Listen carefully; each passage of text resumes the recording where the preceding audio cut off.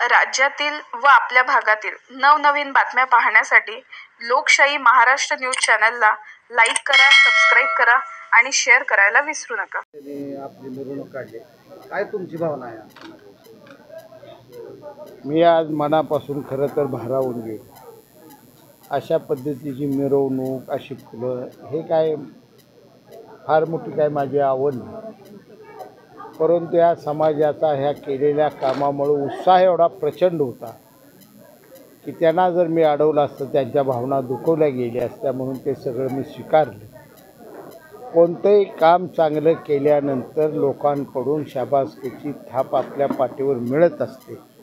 Elmar समाजाकडून मला ही मिळालेली एक सन्मानाची पाया पाठीवर थाप आहे.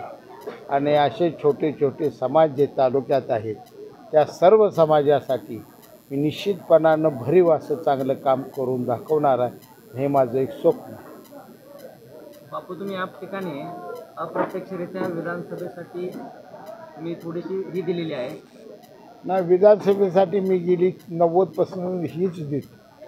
निवडणूक असो तरी ही बोलतोय, नसल्यावर हीच बोलतोय. परंतु तालुक्यामध्ये जय विरूची जी जोडी आहे ती तुम्हाला खरं तर ओळखली जाते. आता कसं असते राजकारणात, अनेक गोष्टी आपण ठरवून होत असतो. एक राजकारण हे जेवढं कर्तृत्वार आहे तेवढं वाजवावं. आता माझी आणि आबाची जोडी तुटू नये, माझी प्रामाणिक भावना. तशी दीपक आबांची अशीच भावना आहे.